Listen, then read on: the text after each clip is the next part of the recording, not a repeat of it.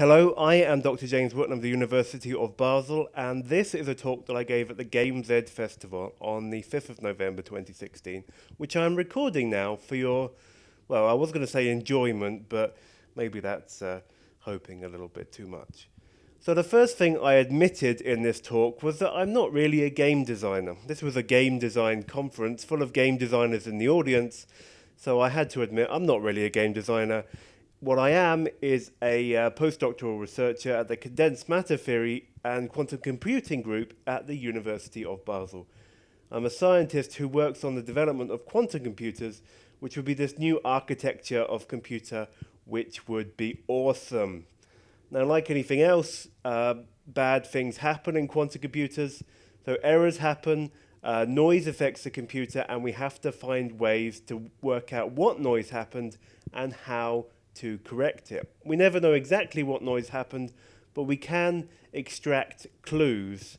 And with those clues, we can try to solve these mysteries of what happened and what must we do to fix it. In this particular example, what happens when errors occur is that you get these clues which are small groups of numbers that add up to a multiple of 10. So we can see here's a number, here's a couple which add up to 10, here's a couple which add up to 10, here's 3 which add up to 20. So probably there's some error structure underlying that, some underlying that, some underlying that. The errors are like funguses which live underground and are quite large but only pop up in a few places as mushrooms. So here's a mushroom and a mushroom that belong to some bigger error structure. We could think that maybe this 4 and this 6 belong to some big fungus over here, and this 6 and 5 and 9 belong to some big fungus. But they would be two quite big funguses that we don't need. We can assume the much smaller ones, and the smaller ones are more likely. So we've worked out what happened here. What about how to fix it? Well, more errors are going to come. They're going to add to these. They're going to form other groups in between. Everything's going to get a bit more confusing. So we have to try and prioritize what we're going to do. Are we going to get rid of these? That makes a big blank space for more things to happen. Or are we going to get rid of these first because they're already a little bit confusing and they'll be even more confusing when more stuff happens? So that's the kind of mystery we have to solve. So we have clues, which are numbers. We have a quantum computer, which takes the form of a grid. So we have a puzzle game based on a grid of numbers. It's not just in quantum computers that you get this sort of thing. You find it in the newspaper, you find it in the app store, you found it throughout human history. Puzzles based on a grid of numbers are pretty standard and can be done by small children and grandmothers and everything in between. So what we've done is extracted this simple puzzle from all of the quantum stuff that would put people off. And this allows you, the public, to help us in our research. So we have 3 apps on Google Play and the App Store. There's Decodoku Puzzles, which focuses on what happened.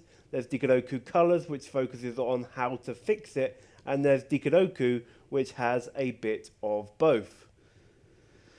So for the newest game, Decodoku Colors, we have a high score list, and this is manually curated. You don't just have to get a high score and think that it's automatically going to be transmitted to the high score list. Instead, you have to be a little bit of a scientist. You have to think a little bit about your method. The games create data files.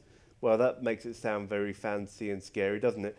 The games create save files. If you send us your save file and try to attempt a little bit of an explanation of your method, then we will ask you a few more questions about your method, and once we think we have enough information, we will put you on a high score list, and we will share that information with everybody.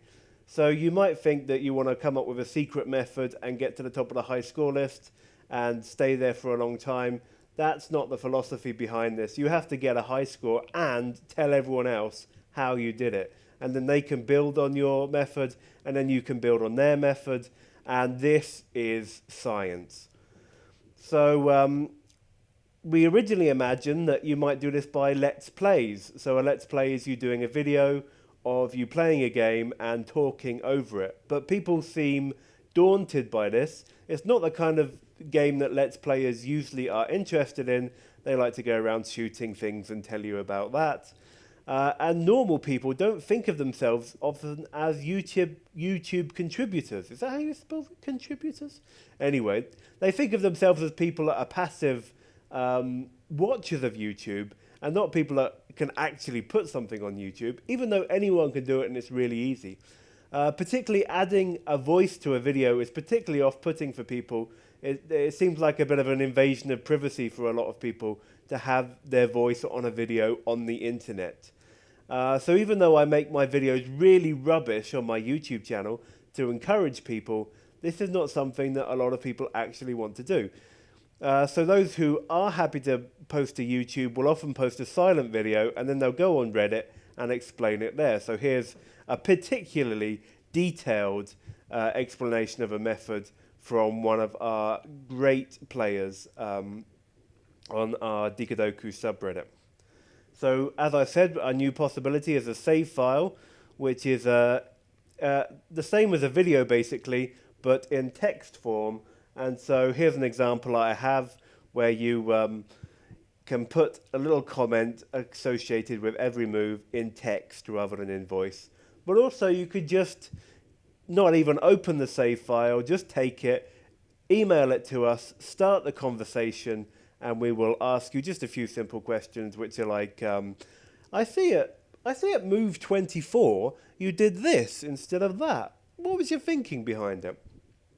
So this week we're launching our newest game. It's called Decodoku Colors, and we're also launching a competition. In our competition, you can win money. So you can have, there's a 300 franc prize, which is around $300. And that will be for the person who is at the top of the Decodoku Colors high score list at the end of the year. And there will also be multiple 100 franc prizes for people that might not get to the highest point on the high score list, but are just really good at or really motivated to contribute to the science and are really trying and are really contributing. So I chose 300 francs, or $300, because that's probably going to be the price of a Nintendo Switch. So win a Nintendo Switch, and 100 francs will buy you a NES Mini. These prizes will be in Amazon vouchers, more detail on our website. So check out our games and competition at decodoku.com. Check out the science behind our games if you want to. You don't need to. Even to contribute to the science, you don't need to know anything about it. But check out the science at decodoku.blogspot.ch and check out our social media. So we're on Twitter, we're on YouTube, we're on Facebook, and we are on Reddit. And an important thing to note is it's all free, unless you're a Swiss taxpayer, in which you've already paid for it through your taxes. And if you've already paid for it, you might as well give it a go, right?